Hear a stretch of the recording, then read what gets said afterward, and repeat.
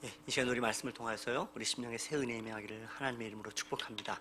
오늘부터 우리가 조금 좀 예배 시간들을 좀 더 이렇게 좀 탄력적으로요. 그래서 1교구 오늘 예배드리고 또 2교구 식구들 영상으로 예배하게 되고, 우리 다음 주에는 이렇게 교구로 또 이렇게 바꿔서 예배드리게 되는데, 여러분 정말로 우리가 어느 곳에 예배하든지 전심으로 또 하나님께 예배하고요, 날마다 우리 믿음의 삶들을 놓치지 않고 예수 십자가 붙잡고 승리하는 삶들을 살아가시기를 다시 한번 주님의 이름으로 축원합니다. 우리가 제가 2000년대를 들어서는 전후로 해서요, 가장 많이 들었던 말 중에 하나가 이 급변하는 세계라는 말들을 참 많이 듣고 살았습니다. 그런데 2020년을 살아가는 지금은 그 이전과는 또 비교되지 않을 정도로 정말로 급변하는 세계를 우리가 살아가고 있습니다. 특히 코로나 시대를 지난 이 두세 달은 정말 아주 엄청나게 이렇게 변화된 세상을 우리가 실감하며 살아가고 있습니다. 학자들은 코로나 시대 이후에 비로소 지금 제21세기의 제4차 산업혁명들이 시작했다고, 그 혁명의 시대를 살아가고 있다고 이야기를 합니다. 코로나 시대는 정말 모든 것들을 앞당기고 정리시켰습니다. 이 미래를 향해서 이 변화 앞에 망설이는 그 인생들 앞에 세계의 미래들을 확 당겨버렸습니다.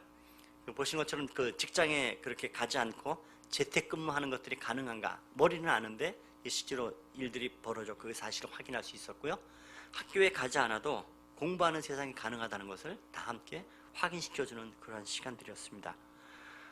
최근 우리 모두 다 이렇게 전혀 겪어보지 않았던, 항상 인생이 그런 거긴 하지만 또 정말 심각하게 이 코로나 사태라는 것 앞에 일련의 변화에 대해서 우리가 함께 고민하고 그랬는데요.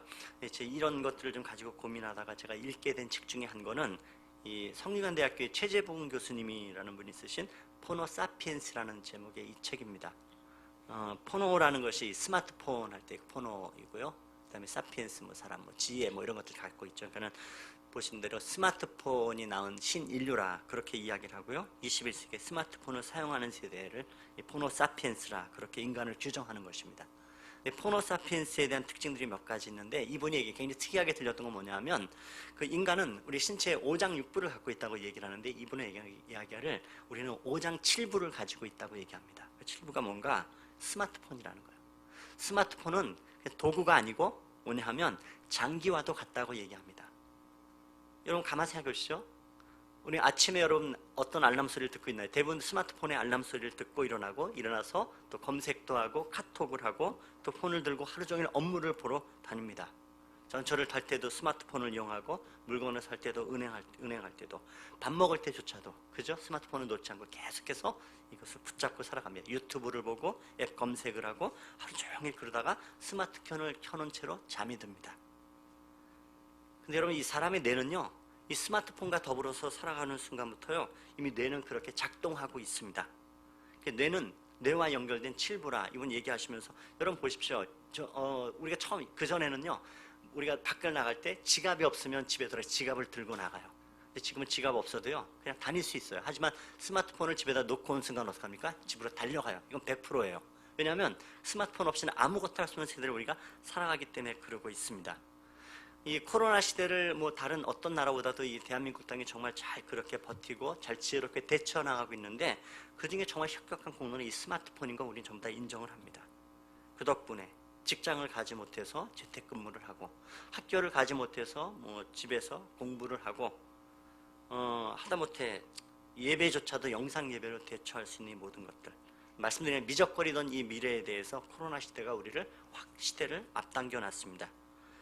그리고 이 얘기하기를, 변화된 세상은 더 이상 코로나 이전으로 돌아가지 못할 것이다라고도 많은 학자들이 이야기들을 하고 있습니다.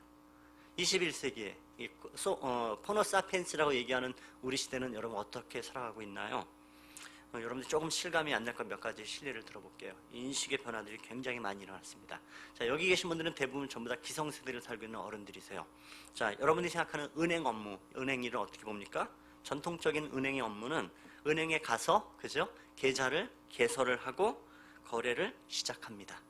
근데 여러분, 현대에 지금 대한민국 땅의 초등학교 4학년 아이들에게 그 교과서에 이 은행 업무를 가르칩니다. 자, 은행 업무에 대해서 배워봅시다라는 얘기를 시작하면, 스마트폰을 열고 스마트폰에 은행의 앱을 개설을 하고 다운받아 개설을 하고, 그리고 심지어는 여러분이 알고 있는 우리가 익숙했던 이 대한민국 땅의 은행의 이름이 아닌 소위에서 뭐 카카오뱅킹 뭐 이런 것들을 통해서 은행을 개설하고, 이 카카오뱅킹이 지금 한 1200만 이상의 사람들이 지금 사용을 하고 있어요. 심지어 그렇게 아이들에게서의 은행에 대한 업무는 여러분이 생각하고 있는 은행의 업무하고 실제로 다릅니다. 아이들 머릿속에 들어있는 그 세상은. 여러분 집을 구하러 갈 때는 어디로 갑니까? 여러분 속으로 복덕방이라 이러면 틀립니다. 집을 구하러 어디로 갑니까? 직방으로 갑니다. 직방이 뭔가요? 앱을 찾으셔야 됩니다. 여러분 세계 10대 기업들이 바뀌어 있다고 이야기를 합니다. 여러분이 들었던 IBM, 뭐 코카콜라, GE, 제네럴 일렉트릭, 뭐 파나소닉, 벤츠, 뭐 후지필름 이미 아웃됐죠. 이 불과 20년, 30년 전에 세계 10대 기업을 차지했던 회사들은 전부 다 제조업과 관련되어 있는 회사들입니다. 자, 근데 오늘날에 여러분 잘 보십시오. 이게 보시나 모르겠는데 그 세계 10대 기업에 들어있는 곳은 이미 다 바뀌어 있습니다. 애플, 아마존, MS, 그 다음에 유일하게 살아남은 MS, 마이크로소프트가 유일하게 살아남았는데 이걸 좀 관심 있게 볼 필요해요. 구글, 페이스북, 알리바바, 텐센트라는 것 여러분 아세요? 중국에 이 알리바바가 최고냐는데 전국 10대 기업 중에 중국에서 2개 들어와 있고요. 유일하게 대한민국의 삼성이 마지막 10번째 칸에 차지하면서 딱 목을 걸었어요. 삼성만 유일하게 제조업 회사고요. 나머지 회사는 전부 다 IT와 관련되는 회사로 이미 바뀌어져 있습니다. 자, 여러분 지금 우리가 계속 코로나 시대를 접하면서 제가 가장 많이 들었던 것은 비대면이라는 단어 들어보셨죠? 많이요? 서로 얼굴과 얼굴을 맞대지 않고 대면하지 않고 뭐 빅데이터, 뭐 5G, 뭐 이런 얘기들, 뭐 디지털 플랫폼, 우리 너무 익숙하지 않은 단어들 너무 많이 듣는 시대를 살아가고 있어요. 자, 여러분 학교는 어떤 것입니까? 가는 것이에요. 근데 아이들이 요새 학교 가지 않죠? 그 정도가 아니고요. 여러분 혹시 제가 봤던 충격적인 학교 중에 하나가 뭐냐면 미네르바 스쿨이라는 것이 있습니다. 미네르바 스쿨. 이게 뭐냐면 학교는 없어요. 대학이 없습니다. 건물이 없다고요. 샌프란시스코에 미국에 정식으로 인가받은 학교예요. 근데 이 학교 미네르바 스쿨이라는 것은 뭐냐면 하버드 대학, 여러분이 빨리 실감나게 전달하기 위해서 하버드 대학에 입학을 하고요. 미네르바 스쿨에 입학을 했어요. 어느 학교를 결정하고 갑니까? 아이들은 100% 미네르바 스쿨을 갖다가 결정하고 그 대학을 갑니다. 이 대학은 말씀드려도요.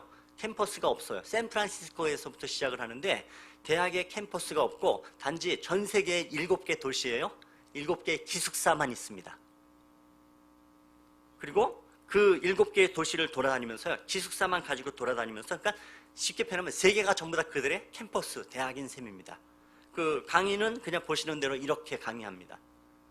저 강의를 하기 위해서 뭐 대충 수업을 준비해서는 되지 않고요. 실제로 그 7개의 도시 가운데 샌프란시스코, 그 다음에 런던, 베를린, 그 다음에 인도에 하나, 대만에 하나, 그 다음에 저기 아르헨티나에 있는 부에노스아이레스에 하나, 마지막으로 대한민국 서울에 그 7개의 기숙사 중에 하나가 있어요. 학생들이 그 4년의 대학 가운데서 한 학기 동안은 대한민국에서 2달, 석 달을 보냅니다. 이 학생들이 와서 하는 것은 뭐냐면 그 기숙사에 서울에 있는데요. 용산 쪽인가 어디 있는 것 같아요. 근데 그 기숙사에 머물지면 자기들이 밥해 먹고 하루 종일 뭐 운동하러 알아서 다니고 여행 다니고 문화를 체험하고 그렇지만 저 수업은 굉장히 강도 높은 수업을 갖다 진행을 하고요. 그런 이후에 저들이 하는 것은 대충 한 달 정도 강의를 갖다 저렇게 듣고 나면 실제로 여러분에게 좀 더 이해를 돕겠죠. 그 회사와 관련 없어요.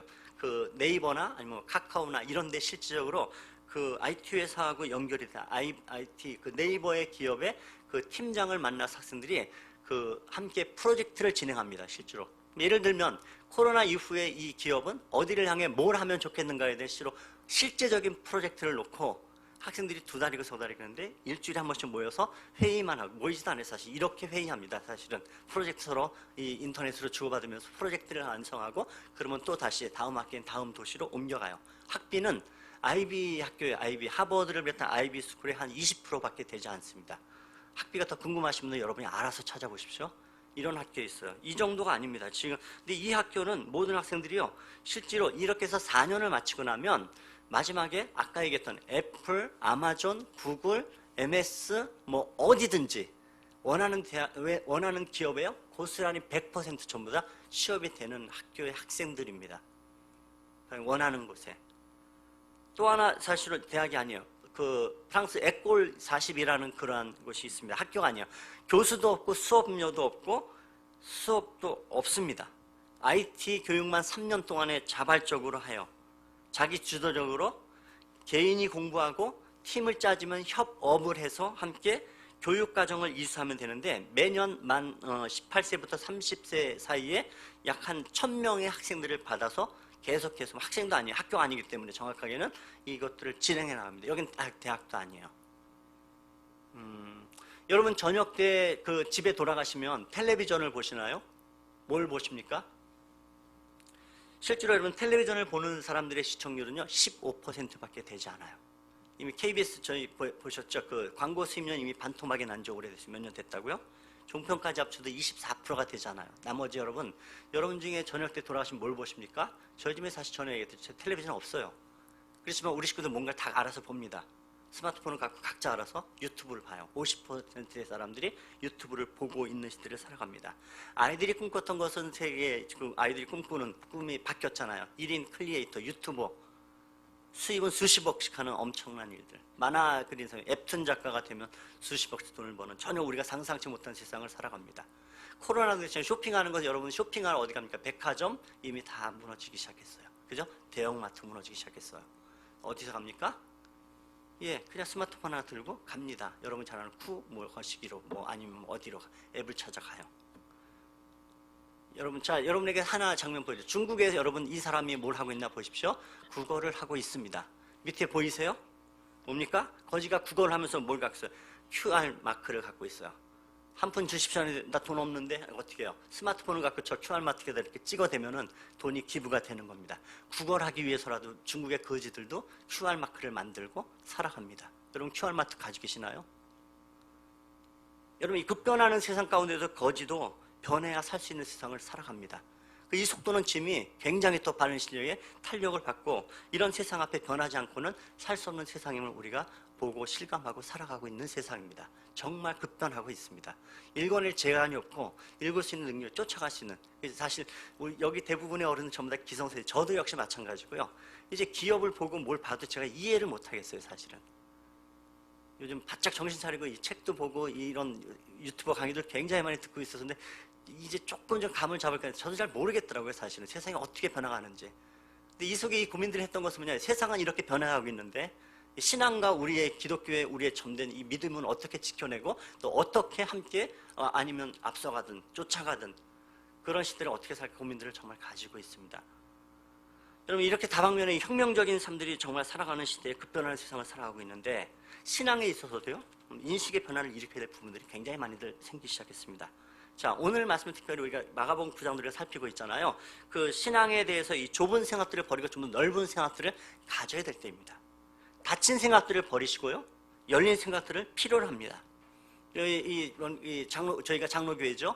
그 대부분의 건강한 교회들이 칼빈주의를 모방하고 있는 개혁교회라 얘기하는데 개혁주의라는 것이 말 그대로 뭐냐, 리폼이라는 것이 날마다 새롭게 새로워지는 열린 세상을 향해 나아가는 사람들을 개혁주의 칼빈주의자들을 얘기합니다. 그래서 눈을 얘기해요. 진리에 대해서 저는 변함이 없어야 돼요. 시대가 어떠하든 예수 그리스도만이 우리의 구원자심에 이 믿음에 고용하는 우리 영원토록 변치 않을 겁니다. 그리고 변해서도 안 됩니다. 하지만 정말 중요한 우리의 진리에 관한 것들이 아닌 것에는 태도와 인식에 관해서는 날마다 새롭게 변화할 필요가 있습니다. 자, 지금 오늘 우리가 마가복음 9장을 살펴보면서 보고 있는 것은 이거예요. 예수님의 생각은 넓으신데요, 제 생각은 너무 좁습니다. 너무 좁아요. 오늘 등장하고 있는 여러분이 38절에 요한이라는 사람입니다. 사도 요한, 예수님의 제자 요한이 등장을 했습니다. 이 요한은요, 예수님의 제자에 대한 자부심이 굉장히 강한 사람이에요. 하나님 나라가 임하면 한 자리 차지하겠다는 야망을 갖고 있는 사람을 우리가 봤습니다. 어찌 보면 이 사람 성격이 꽤 안 좋은 사람이에요. 사마리아 사람들이 예수님을 거부하자 뭐라, 예수님 여기 불 내려서 전부 다 죽여버립시다. 굉장히 오죽했으면 예수님 붙였던 별명이 뭐예요? 보아너게, 천둥의 아들, 우레의 아들이라. 좋게 표현하면 열정적인 사람이고요, 나쁘게 표현하면 성질이 더러운 인간입니다. 자, 여러분, 오늘 우리가 38절 이하의 42절까지의 말씀들을 이해하려면 우리가 앞에서 살펴봤던 사건들을 조금 좀 이해할 필요가 있습니다. 자, 기억해 보시면 여러분 다 기억하고 있는 내용들입니다. 예수님께서 3명의 제자들과 함께 변화산에서 내려오셨죠. 자, 산 아래에서 벌어진 풍경은 뭐였습니까? 한 아버지가 귀신 들린 아들을 데리고 왔는데 남은 9명의 제자들이 그 귀신을 쫓아내지 못했습니다. 그리고 그들의 무능력함이 폭로되어지고 소위가 그냥 왕무시를 당하는 상황 가운데 놓여져 있었어요. 예수님이 그 일들을 잘 수습하셨죠. 그 후에 제자들이 와서 조용히 물었습니다. 예수님, 왜 우리는 못 고쳤습니까? 왜 우리는 능력이 없고 왜 우리는 무시를 당한 겁니까? 예수님이 대답하셨죠. 기도 외에는 이런 이유가 없느니라. 자, 그 이후에 벌어지는 일련의 사건들 중에 하나가 바로 오늘 이 이야기입니다. 요한이 거리를 나갔는데요, 희한한 일을 하나 겪은 겁니다. 뭐냐 하면 예수님의 제자도 아닌 사람이, 함께 다니는 사람이 아닌데 예수님의 이름으로 귀신을 내쫓고 있는 것을 봤어요. 여러분, 이 흐름들을 한번 봐보십시오. 조금 전까지도 제자들, 예수님의 제자들은 귀신 들린 아이를 쫓아내기 위해서 별짓을 다 해봤는데 실패해버리고 말았어요. 그런데 이 12명의 제자도 아닌 사람이 누구의 이름으로요? 예수의 이름으로 귀신을 쫓아내는 것을 본 것입니다. 자, 그런데 이 장면을 보면서 요한의 속이 확 뒤집어졌어요. 눈이. 그리고 뭐라 얘기합니까? 결론 그래요. 너희들 예수의 이름 쓰지 말라, 이렇게 얘기한 겁니다. 여러분, 예수님의 이름이 무슨 뭐 브랜드 상표도 아닌데 예수님의 이름을 사용할 적이 있고 없도 아니죠. 누구든 쓸 수 있는 겁니다. 예수의 이름은요, 예수의 이름은 구주로 고백하는 모든 사람이 다 쓸 수 있고 써야 되는 귀한 이름입니다. 그런데 여러분, 요한이 지금 왜 이것을 금하고 있을까요? 거기는 다른 것 아니에요. 영적 질투심과 시기심이었던 겁니다. 자기들은 예수님을 따르는 소위 정통파의 사람들이라, 우리는 그리스도를 따르고 그 예수님을 따르면서 새가 빠지게 고생하고 있는 사람들인데, 웃긴 거죠. 그들 안에 능력이 없다는 것이 폭로되어져 있어요. 반면에 어때요? 소위 얘기해서 밖에 있는 사람들이 귀신을 쫓아낸 겁니다. 이 일을 보니까요, 질투심이 확 일어나요. 여러분, 요한은 보건대 남에게 지금 지는 꼴을 못 보는 사람이에요. 성격적으로. 그는 야망이 굉장히 큰 사람이었죠. 그러니까 어떻게 해요? 그의 어머니를 보면 이 집안의 내력을 볼 수가 있어요. 야고보와 요한의 어머니가 예수님의 십자가를 치시기 직전에 가서 뭐래요? 로비합니다. 아이고, 예수님의 나라가 임할 때에 내 두 아들은 하나는 우편에 하나는 좌편에 우리시는 우의정 하나 좌의정 하나 주십시오. 청탁을 해요. 참 대단한 어머니죠. 그만큼 이 어머니도 엄청난 야망이 있었고 그 기질을 아들이 고스란히 물려받고 있는 이 집안의 내력을 볼 수가 있습니다. 그런데 자, 자기들 안에 능력이 없는데 자기들밖에 지금 능력을 발휘하는 제자 아닌 사람을 보았어요. 그래서 여러분, 어떻게 반응해야 정상적인 반응일까요? 그럴 것 같아요. 정말 부럽습니다. 정말 대단하네요. 당신들에게 하는 그 은혜들을 배우고 싶습니다. 당신들이 정말 예수님의 제자네요. 이렇게 반응하는 것이 맞을 것 같아요. 근데 어떻게 반응한다고요? 예수의 이름 쓰지 마, 이렇게 반응하고 있어요. 여러분, 이 요한이 우리에게 시사하는 바가 굉장히 큽니다. 요한은 어떤 사람입니까? 성공 지향적인 사람이에요. 외형의 지향적인 사람입니다. 이런 사람들이 여러분 주의해야 될 점 뭐냐 하면 예수의 이름조차도 자기의 성공을 위하여 도구로 써먹는 사람들입니다. 십자가를 지고 가는 사람이 아니고요, 십자가를 타고 가는 사람이 되는 것입니다. 그리고 그런 사고방식을 지금 문제는 뭐냐면 당연하게 여겨요. 그래서 우리가 예수님의 이름으로 귀신 내쫓는 거 못하겠습니다라고 예수님께서 자랑을 해요. 부끄러운 줄 모르고. 근데 그때 여러분, 예수님 뭐라 하세요? 한마디로 전해요. 금하지 말아라, 그거. 금하지 말아라. 그리고 말씀하세요. 40절에 우리를 반대하지 않는 자는 우리를 위하는 자니라. 예수님 말씀하세요. 한마디로 무슨 얘기예요? 편가르게 하지 마, 그 소리 하신 거예요. 편가르게 하지 마. 그리고 예수님 오히려 이 사람이 내 편이냐 내 편이 아니니가 하는 명확한 기준을 밝히셨어요. 뭐라고요? 우리를 반대하지 않으면, 그러면 한 편인 거야. 우리를 반대하지 않으면 한 편인 거야. 무슨 예수님 편이야. 반대하지 않으면 우리 다 함께하는 사람들인 거야. 그렇죠? 여러분이 사람을 보고요, 세상에 나가서 세상 사람들을 바라볼 때 이 판단을 가지고 있을 필요가 있습니다. 저들이 예수 믿는 것을 반대하지 않으면 우리가 함께하는 사람이라 이렇게 그물을 좀 넓게 치십시오. 그래서 교회 안에서든 세상에서든 편가르게 하는 것은 여러분 좋은 모습이 아니고 영적인 해독이 돼버리고 맙니다. 더 그물을 넓게 치는 사람 되셔야 돼요. 여러분, 살다 보면 개인적으로요, 힘들고 어렵게 하는 사람들이 있어요. 교회 안에서도 있고 세상 밖에도 있을 수 있습니다. 여러분, 그럴 때 이렇게 생각하시면 좋을 것 같아요. 그 사람도 예수를 믿고 나도 예수를 믿는 사람이다. 나와 생각이 다를 수 있고 나와 부딪힐 수 있고 갈등이 있을 수도 있다. 그러나 우리는 둘 다 예수를 믿는 사람이다. 그러면 적군이 아니고 아군이라는 거예요. 내 편이다. 예수님은 그렇게 우리의 생각을 넓혀야 된다고 말씀하고 있는 겁니다. 우리도 마찬가지예요. 이건 교회도 마찬가지입니다. 여러분 우리 교회 상원교회예요. 상원 예배당이라고 제가 항상 표현하죠. 우리 교회만 생각하고 우리만 위한다면 여러분 이것은 하나님이 기뻐하지 않으시는 겁니다. 여러분 극단적으로는 그러면 그건 교회가 아닌 겁니다. 우리 교회뿐만 아니라 주변의 교회들도 함께 하나님이 기뻐하시는 교회임을 기억하고 살아가셔야 됩니다. 자, 제가 요새 며칠째 계속 우리가 말씀드려요. 코로나 때문에 정말 어렵다고요. 그래서 우리 교회에서 여러분들에게 선교사님 도왔던 거, 그리고 지금 사실은 노예에 여러 같이 있는 그 지체 같은 교회 식구들이 어려운 교회들이 많이 있어요. 이 같은 노예에 속한 교회 중에 요 가까운 옆 동네에 목사님이 상가 건물에 개척교회 상가 건물에 계신데 목사님도 사모님도 부부가 다요 수술하고 누워 계세요. 간 수술하고 심장 수술하고 누워 계세요. 노예에서 함께 그 일을 돕고 있어요. 저희가 이제 남서울 노예 소속이고 대한예수교 장로회, 남서울 노예, 그다음에 그 밑에 동작시찰에 있는 저희가 교회인데 상원교회는 저희 노예도 그렇지만 이 시찰 안에 있는 교회들 중에 정말 월세 내기도 힘든 그런 상가 건물의 교회들이 있어요. 지금 코로나 때문에 이 우리 시찰 내에 지금 어려운 교회들을 돕기 위해서 교회들이 함께 지금 마음을 합치고 이번 주까지 함께 헌금을 잘 모으고 지금 어려운 교회를 지금 나누려고 그러고 있어요. 사실 그 부분에 우리 교회가 한몫도 같이 참 너무 기쁘고 감사해요.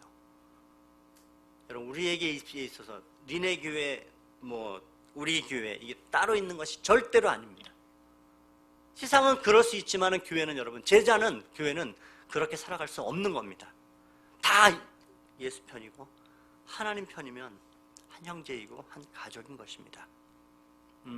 그런데 지금 이 마가복음 9장의 요한의 성공 지향적인 모습은요, 하나님 나라의 이 모습, 예수 공동체의 장애물이 돼버리고 맙니다. 그래서 예수님 결론적으로 말씀하고 계세요. 42절 말씀인데요. 자, 42절 같이 읽겠습니다. 또 누구든지 나를 믿는 이 작은 자들 중 하나라도 금옥에 매여 바다에 던져지는 것이 나으니라. 작은 자 하나를 실족하게 하면, 여러분 우리가 지난주에 살펴요. 예수님께서 이미 작은 자가 누구인가 말씀하셨어요. 어린아이, 작은 자, 파이디온이라는 단어, 핏덩이라는 그것을 쓰고 있다고. 사람의 수에 들지도 못하고 사람 취급조차 받지 못하는 작은 자입니다. 예수님 당시에 작은 자들이 있었어요. 예수님 당시에 세리, 창기들, 이방인, 여인들, 어린아이들. 그런데 여러분 이 작은 자를 섬기는 것을 뭐라고 예수님은 큰 자라 그렇게 표현하고 계셨습니다. 영혼에 민감하게 반응하는 자가 큰 자라 예수님 말씀하고 있어요. 그래서 그랬죠. 세상과 함께 세상의 가치관하고는 전혀 다르게 예수의 나라는 뒤집어진 가치관의 업사이드 다운 킹덤, 뒤집어진 나라라 그렇게 얘기를 합니다. 근데 여러분 세상의 크기에 민감한 사람들은 작은 자의 가치를 하찮게 여길 수 있습니다. 세상의 성공에 민감한 사람은요, 이 작은 자가 안 보입니다. 그렇지만 예수님 뭐라고요? 그 작은 자를 귀하게 여기고 작은 자의 영혼에 민감해야 된다고 얘기를 합니다. 제가 조금 부끄러운 얘기를 해볼게요. 제가 주일에는 대부분 요새 코로나 때문에 그 전에 항상 주일이 되면 사실 예배당 제 사무실만 주일은 또 딴 날보다 또 왔다 갔다 다른 데 가질 않아요. 근데 한 번은 전에 코로나 있기 훨씬 전이에요. 2부 예배 마치고 이제 3부 예배 그 사이에 잠깐 집 앞에 이제 요 앞에 있는 집에 뭘 좀 가지러 가느라고 주차장에 내려갔다가요. 주차 우리 크지도 않은데 제가 우리 교회에서 처음으로 희한한 차를 하나 봤어요. 외제차를 봤어요. 제 눈에. 우리 교회에서 정말 제가 우리 외제차 자체를 처음 봤어요. 하고 제 눈이 커졌어요. 이게 웬 외제차냐? 그 다음은요, 가서 가까이 봤어요. 이게 누구 차냐가 너무 궁금했어요. 눈이 휘둥그레져가지고. 참 부끄럽기도 하고, 죄인된 그런 인간적 모습이 제 모습이라는 걸 제가 압니다. 그런데 그리고 나서요, 놀아서 다른 몇 걸음 걷기도 전인데, 가난한 할머니가 지팡이를 잡고 쩔뚝 예배당에 오시는 모습이 제 눈에 확 들어왔어요. 그 순간에 주님께서 제 영혼 가운데 말씀하신 그거였어요. 야 이놈아, 그깟 차 한 대 뭘 그렇게 궁금해하니? 너에게 정말 가난한 영혼, 아픈 영혼이 네 눈에 들어오는 것이 정상인 거야. 저 그 순간에 하나님 앞에 그냥 꽝 뭔가 맞은 느낌 들었어요. 그래도 정말 한쪽에 감사함들이, 그 할머니 영혼이 제 눈에 들어오는 게 감사하고, 정말 주님 앞에 죄송한 마음도 생기고, 하나님 내게 원하시는 것이 무슨 마음인가를 알겠더라고요. 여러분, 성공적이거나 외향 숭배적인 이런 마음은 작은 자의 마음이 안 보일 수 있습니다. 목사인 제가 그런 덫에 걸리면 정말 큰일 나죠. 이건 주님 앞에 해악거리 되기 쉽습니다. 이 작은 자를 향한 여러분 주님의 마음은 저뿐만 아니라 우리 모두가 함께 품어야 될 마음들입니다. 왜요? 하나님 나라는 작은 자로 고백되어지는 사람들입니다. 여러분, 교회는요 절대로 단체가 아닙니다. 성공을 추구하고 이익을 추구하는 집단이 결코 아닙니다. 교회는요 전체인 것입니다. 교회는 단체가 아니고요 전체입니다. 그래서 한 사람이 아프면 전체가 함께 아픈 겁니다. 아파하는 것은 정상입니다. 그래야 되고요, 우린 그렇게 살아가야 됩니다. 오늘 여러분 이런 책망을 듣고 있는 이 마가복음 9장에서의 요한의 상태는 참 나빠요. 여러분 놀라운 건 뭡니까? 이 사도 요한이요 정말 변화됐다라는 사실이죠. 크기를 지향하던 요한, 예수의 이름을 쓰지 말라고 이 천둥 벌거숭이처럼 그렇게 우리의 아들이었던, 시기심으로 질투심으로 가득 찼던 이 성질 더러웠던 요한이 여러분 어떻게 변화되던가요? 사도 요한이 여러분 나중에 성경을 썼죠. 우리가 잘 아는 요한복음, 요한 1, 2, 3서, 그 다음에 요한계시록 다 썼어요. 특별히 여러분 요한 1, 2, 3서의 주제는 동일해요. 사랑이다. 너희 서로 사랑하라. 하나님은 사랑이시다. 너희가 서로 사랑하면, 너희가 서로 사랑하지 아니하면. 온통 이 성경은요 사도 요한은 그 사랑의 사도라 이렇게 별명 짓기 시작해. 사람들이 어떻게 여러분 크기를 지향하고 야망을 드러냈던 요한이 어떻게 여러분 사랑의 사도가 될 수 있었을까요? 예수님을 보고 작은 자의 가치를 깨달을 때 요한이 돌변할 수 있었던 겁니다. 십자가 예수를 만나고 성령의 사람이 되었을 때 그의 열정이 제대로 된 이 사랑의 열정으로 바뀌는 사람 됩니다. 그럼 그 중에 하나는요 가까이 있는 것, 정말 이 뭡니까 접근의 힘이 정말 중요해요. 여러분 접근의 힘. 여러분 십자가 앞에 모든 쟤네들이 다 도망했는데 그래도 딱 한 명만이 십자가 밑에 그래도 뭡니까 서성여요. 예수님께 가까이 간 겁니다. 항상 가까이 가는 거 중요하다고 제가 말해요. 접근의 힘이 되게 중요하다고요. 여러분 지구는 둥글어요. 근데 이 적도를 중심으로 한 열대에는요 이 식물들이 아주 빽빽하고 풍성한 생명의 가치들이 풍성해요. 근데 극으로 가서, 남극과 북극으로 가서 뭡니까? 나무가 없고 침여수에 이끼, 그 다음에 생명이 없는 곳까지 가버리고 말아요. 그 근소한 차이 뭡니까? 접근의 힘의 차이예요. 딱 차이는 하나요. 태양하고 가까이 있느냐 비껴 있느냐, 그 차이잖아요. 여러분 우리 날마다 생명에 충만한 이유를 살아가려면 어떻게 합니까? 가까이 사셔야 됩니다. 누구에게요? 십자가 앞에, 예수 앞에 예배하며 하나님께 가까이 나가는 사람 되어야 됩니다. 여러분 절대 내가 교회를 오래 다녔다 이게 아니고요, 내가 얼마나 하나님께 가까이 가는 사람인가, 이것이 항상 여러분에게 심령 가운데 던져지는 질문이 되셔야 돼요. 성령을 닮아가는 사람. 여러분 요한이 그래도 참 기특한 것은 거기에 있어요. 겟세마네 변화산에도 요한이 있었죠. 겟세마네에서 기도할 때도 있었죠. 십자가에도 밑에 서성이며 있었죠. 접근의 힘은 정말 소중한 거예요. 여러분 예수님의 십자가 밑에 요한에게 예수님 뭐라세요? 예수님의 어머니 마리아를 보고 보라 내 어머니라, 너의 어머니라. 무슨 얘기예요? 그 예수님이 어머니 마리아를 부탁을 해요. 왜요? 왜 요한에게 이 어머니, 예수님은 어머니를 부탁했을까요? 그 안에 이 사랑을 본 겁니다. 여러분 예수님의 정말 좋으신 시선은요 어쩌면 우리 안에도 그 뭡니까 감추어진 보배처럼, 서투른 보배처럼 감추어진 사랑, 감추어진 보배를 그걸 보고 드러내시는 분은 예수님이실 겁니다. 여러분 오늘 우리가 형편없이 살아가도 여러분 그래도 옥석을 예수님 가르칠 걸 확신은 가지십시오. 내가 지금 부족하지만 나를 변화시키는 예수님이실 거야. 기억하셔야 됩니다. 여러분 죄송하지만 어떤 면에서는 정말 우리는 성질이 안 좋은 사람들이, 우리 모두 다 성질이 더러운 나도 언젠가 사랑의 사도로 주님의 은혜가 바꾸실 거야. 여러분 이 은혜 가지시고 십자가 앞으로 나가는 사람 되셔야 됩니다. 예배 때마다 이곳에 예배하는 것 중요해요. 우리의 시선이 함께 어디에요? 하늘의 보좌에 하나님께로 향하는 것이 정말 중요한 겁니다. 이것이 복음의 역사입니다. 여러분 사랑은요 편가르기 하지 않습니다. 우린 단체가 아니고 지체입니다. 오직 예수 편에 하나 되고 그리스도 안에 형제 자매됨들을 확인하고 고백하는 우리 모두 되시길 주님의 이름으로 축원합니다. 두 번째, 여러분, 오늘 우리에게 성경은 또 하나 화목하는 방법이 있다고 얘기하고 있습니다. 43절부터 50절까지 말씀을 보시면요, 오늘 예수님이 의외로 평소에 예수님답지 않다 싶을 정도로 상당히 거칠고 이 극단적인 말씀을 하고 계세요. 두 번이나 뭐라 하시면서요? 찍어버리라. 네 눈이 범죄하거든 빼버리라. 평소에 예수님과 달리 왜 이렇게 극단적인 말씀을 하고 계시는가요?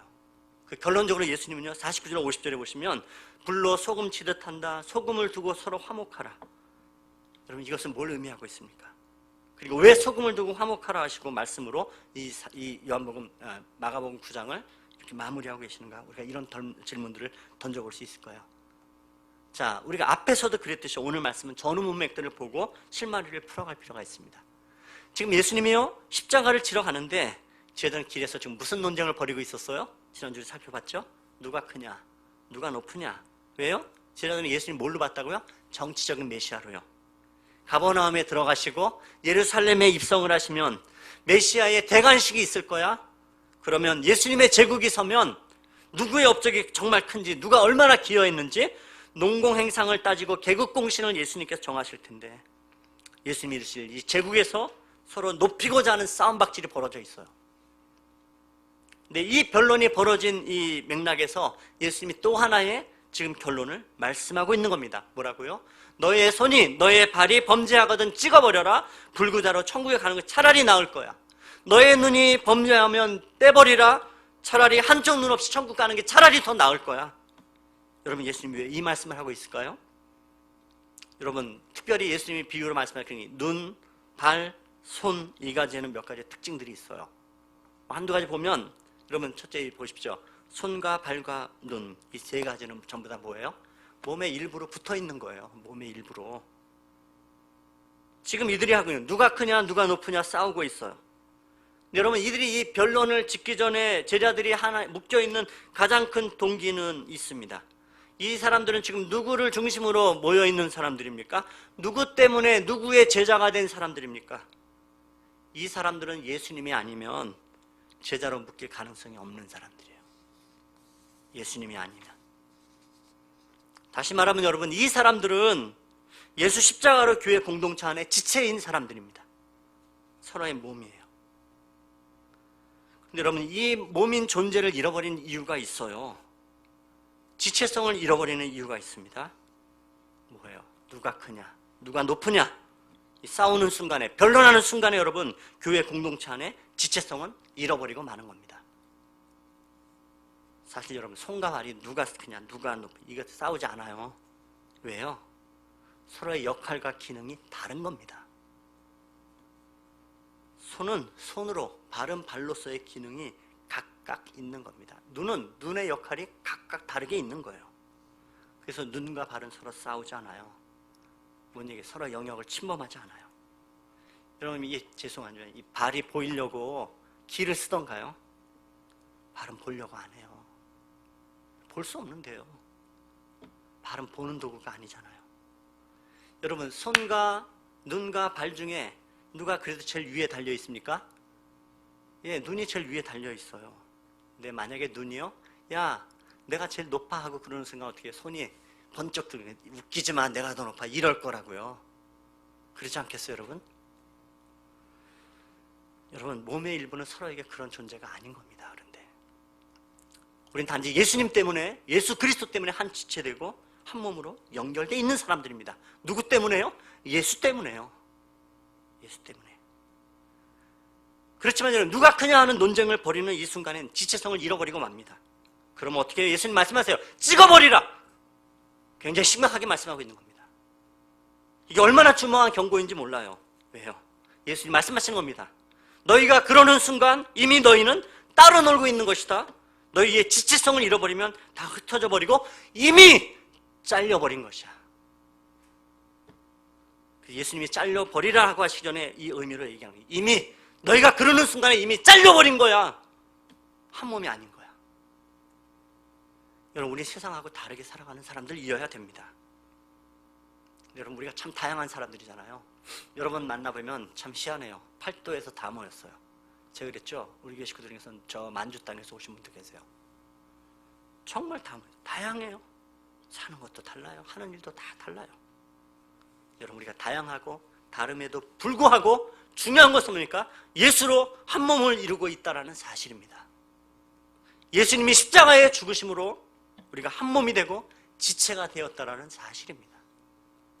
우리가 화목할 수 있는 것은 한 성도, 한 지체가 되었다는 사실을 잊지 않으시는 겁니다. 두 번째로 또 하나 예수님이 이 몸의 신체 중에 특별히 손과 발과 눈 이 세 가지를 말한 이유가 있으세요. 여러분, 이 손이나 발이나 눈이나 전부 다 우리가 좀 지각해보면 하나님의 백성을 사용하시는 삶의 방식과 도구를 상징하는 지체들입니다. 무슨 말이냐면 쉽게 표현하면 여러분 보십시오. 몸에 그래도 제일 그 외형적으로요 가장 많이 움직이는 거예요. 저도 그렇죠. 성격적으로 보니까 제 동영상 볼 때마다 보니까 아주 손이 정신이 없더라고요. 죄송한데 이 동영상을 제가 이렇게 봐보니까 제가 설교하는 거 보니까 이 손이 가만히 있질 않아요. 그러니까 손이 뭐 활발해요. 발이 활발해요. 눈이 활발한 게 사람이 외형적으로 제일 많이. 눈이 여러분 팍팍 움직이죠. 그래야지 가는 곳을 알고요. 만나야 될 사람을 알아요. 그렇게 눈이 보면 발이 찾아가기 시작합니다. 발이 찾아가면 손이 뭐 들고 만지고 일을 해내는 겁니다. 여러분, 이 손과 발과 눈은 우리 몸에서 가장 활발한 지체들이에요. 여러분, 이 성경에 예수님이 오늘 왜 이 세 가지를 특별히 말씀하고 있습니까? 손이나 발이 범죄하거든 찍어버려. 눈이 범죄하거든 빼버려. 왜 이 말씀하고 있으세요? 여러분, 이 제자들이 지금요 이 세 가지의 도구들처럼 활달하게 살아가고 있어요. 활달하게 움직이고 있어요. 그런데 그 움직임을 가지고 어디다 써먹고 있어요? 누가 크냐? 누가 높으냐? 이 쌈박질하는데 이 세 가지 도구를 다 써먹고 있는 겁니다. 제자들의 모든 관점은, 방식은, 도구들은 뭐예요? 자기의 의의를 드러내는 일에 다 써먹고 있어요. 예수님이 이것이 바로 예수님이 경고하고 계시는 겁니다. 하나님의 영광을 위하여 드러내는 일에 부지런히 사용돼야 되는데 기껏해야 그 손과 발과 눈을 가지고서 너의 의를 드러내는데 다 써먹고 있구나. 여러분, 싸움의 근원이 뭡니까? 화목을 깨는 이 중심을 보면 딱 이거 하나 남아요. 누가 크냐? 이 싸움하고 있는 겁니다. 누가 크냐? 누가 주인이냐? 도대체 누가 어른이냐? 누가 위냐? 바로 이 싸움의 중앙에는 이게 있는 겁니다. 예수님이 이걸 기가 막히게 하시는 거예요. 여러분, 예수님이 손과 발과 눈을 주셨는데 그 지체를 동원해서 누가 크냐? 누가 높으냐? 여러분, 이렇게 싸우는 제자들 보면 낯설지가 않잖아요. 왜요? 우리 모습 고스란히 닮지 않았나요? 여러분, 교회 안에 누가 높으냐? 누가 위냐? 누가 먼저 왔냐? 누가 오래 다녔냐? 누가 지시하고 누가 결정하냐? 여러분, 이 크기의 논쟁을 벌이는 순간 교회 안에 모든 화목은 깨져버리고 마는 겁니다. 그 순간에 예수님 말씀하세요. 빼버려라, 잘라버려라 말씀하고 있는 겁니다. 여러분, 이번 주에 요한복음 15장 우리가 날마다 죽기를 통해서 여러분 그 유명한 예수님 포도나무의 비유를 말씀하시고 묵상했어요. 나는 포도나무고 너희는 가지고 내 아버지는 농부라. 여러분, 이 포도나무에 붙어있는 가지는요 잘 생각해 보십시오. 이 말씀은요 내가 포도나무에 붙어있는 가지인데 내가 잘 붙어있어야 그 열매를 잘 맺을 거야. 여러분, 이 고민을요 안 한다고요. 안 해요. 그냥 어떻게 해요? 당연히 포도나무 가지는 포도나무에 붙어 있는 겁니다. 그래서 그 자양분과 수분을 받고 포도 열매를 맺는 겁니다. 그냥. 죄송하지만 제가 이게 사실은 예수님 팔자라는 단어를 쓰면 안 되는데 그래도 써볼 만한 단어일 것 같아요. 저 그렇게 표현해요. 너는 예수님이 이 얘기를 왜 하세요? 너는 포도나무 열매를 맺을 수밖에 없는 팔자야 라고 얘기하고 있는 거예요. 근데 그 팔자된 것이 은혜라는 것을 알아야 되는 거죠. 왜 여러분? 우리 살아보면 알아요. 살아보면 내가 믿음으로 하나님의 영광을 살 거야라고 얘기하지만 구제불능의 못된 인간이면 우리는 날마다 확인할 수밖에 없어요. 근데 이런 날을 십자가를 통하여 하나님의 자녀 삼아 주셨고 은혜로 가지되게 하셨고 사랑의 열매 맺게 하시는 거구나. 이 은혜 여러분 기억하시면 돼요.